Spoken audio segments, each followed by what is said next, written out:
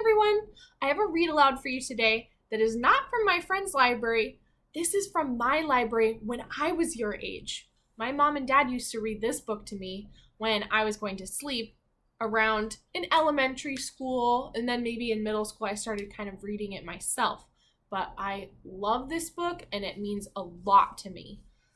This book is called The Royal Raven by Hans Wilhelm. And I look at how sparkly it is when you turn it in the light. Oh, love this book. Okay, it already makes me excited just seeing the cover. So many bright colors. The Royal Raven. Crack! The egg popped open and out came Crawford. "Here I am," he crowed, but there was no reply. His mother was out looking for food. He was all by himself. There was nobody to make a fuss about his arrival. Then came an even bigger disappointment. Crawford saw that he was a boring looking raven, like all the others. Deep in his heart, he felt he was special. He tried to show how different he was. "Look at me," he said, but no one ever paid him any attention. You see this border of ravens around the border. Oh, look, he's doing a beak stand. But nobody seems to care. At first, Crawford was furious, or really mad. That didn't help much. Then he began to feel sorry for himself. Every time he caught sight of his ordinary raven's feathers, he wished he looked different. Why can't I look like a swan, or a cardinal, or an eagle, or even a silly little hummingbird? Anything would be better than this. Look at all those fancy birds up in the tree.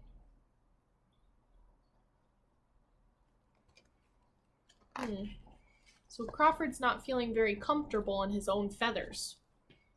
He thinks he should be something else. Every day, Crawford came up with another idea to improve his appearance, but it was no use. Nothing seemed to be just right.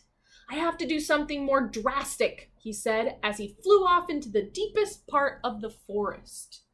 Oh, we can see up here, he said every day of the week he tried something new. Monday, what kind of fruit does he have on his head? Grapes, right. Tuesday, ooh, I'm seeing lots of different hats. A sunflower, Wednesday, I wonder where he got that. Looks like some silly silly glasses with a big nose. Which day are we on? Thursday. Ooh, I do like that bow. It's tied very nicely. Friday. Oh, he's trying to paint his feathers. Saturday. He used another living creature. A butterfly. And Sunday. Doesn't look like that worked out very well for him. There, he called upon... Oh, let's see. Flew off into the deepest part of the forest. There, he called upon an old woman who was known for her special powers. Crawford came right to the point. "I'll do anything for you if you can make me different. I want some color, some flash, some razzle-dazzle." "What can a silly little raven like you do for me?" the old woman sneered. "You're no good at all." She paused. "However," she went on, "I might use some of your tail feathers to spice up this brew." "Done," said Crawford, and he plucked out some of the longest tail feathers and gave them to the woman. Let's see. Ooh, she has lots of different objects up here. What do those objects make you think of? I'm kind of thinking of, she might be a witch. Ooh, she's making a brew. You can see kind of like the cover. You see the sparkly bubbles? It's making it look magical. Sparkly bubbles. What do you think she's gonna do to Crawford? What kind of magic do you think she might use on Crawford? Ooh, interesting idea. Let's see what happens.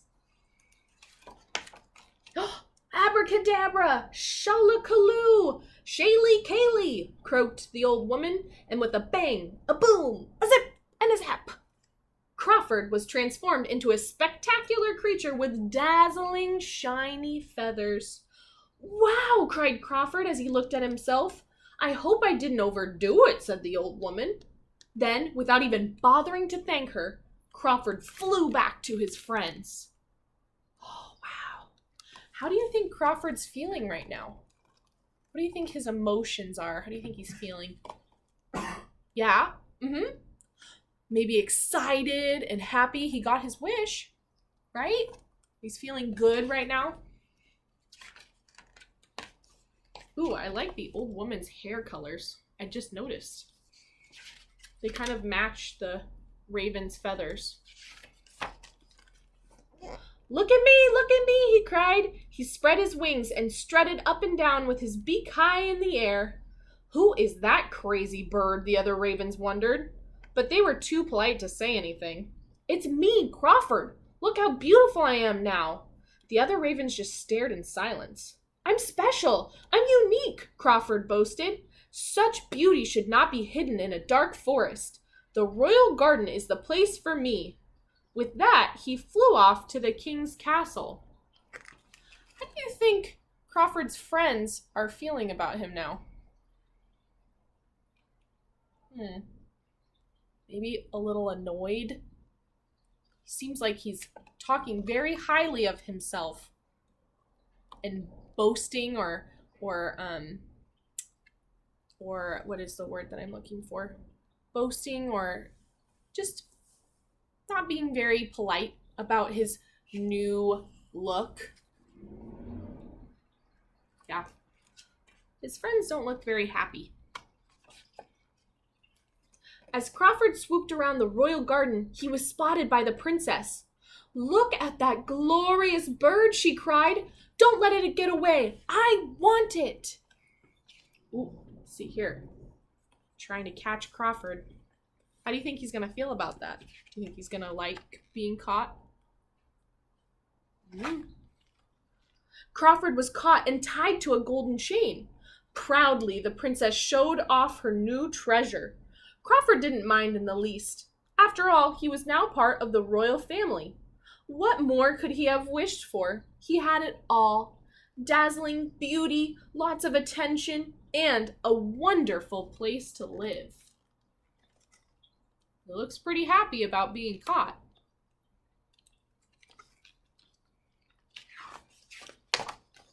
Unfortunately, the royal raven's table manners left much to be desired. That meant he did not have very good table manners.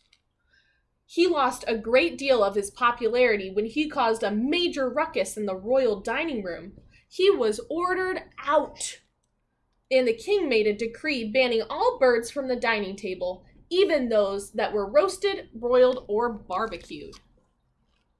Oh no, I see food falling on the floor, people falling backwards. They did not like that very much.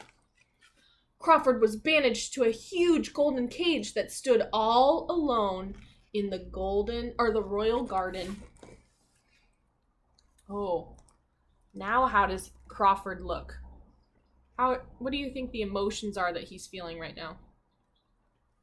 Yeah, maybe sadness, feeling lonely. Servants brought him food, but hardly anyone came to see him anymore. Once in a while, somebody would pass by and say, "Oh, what a beautiful bird." But this praise did not make him happy. Each day, Crawford got sadder and sadder. He could see the other birds fly by, and he longed to join them. All he wanted was to be free again. He lost his appetite and grew weaker and weaker. Do you think Crawford wishes that he hadn't changed his feathers? Maybe he was back to his normal self? maybe, yeah. One day an old woman came to the garden, selling strawberries. "What a sad-looking bird," the old woman said. "Why don't you let it go?" "Oh, no," said the princess. "This bird is too precious. There isn't another in the whole kingdom with such dazzling feathers." "Oh, I see," said the old woman. "So you keep him for his razzle-dazzle." Suddenly, Crawford understood what he had to do to gain back his freedom. What do you think Crawford has to do? Think to yourself. What do you think Crawford has to do? Tell me, what are some of your ideas? Ooh, let's see. He began to pluck out all of his beautiful feathers, one by one. When the princess saw what he had done, she screamed, "Get that horrid bird out of my sight!" That was exactly what Crawford wanted. The guards opened the door of the cage. At last, Crawford was free again. Crawford sure looked different now, but he wasn't worried. "My feathers will grow back," he said, "and I don't care if they are gold, silver, purple, striped, spotted, or just plain black." And neither did his friends. Oh, he has one more sparkly feather. They make, a shape. What shape is that? A heart. I love that book. It makes me think about that your friends and your family don't care what you look like. They just care who you are on the inside. Thanks for listening, everyone. Bye.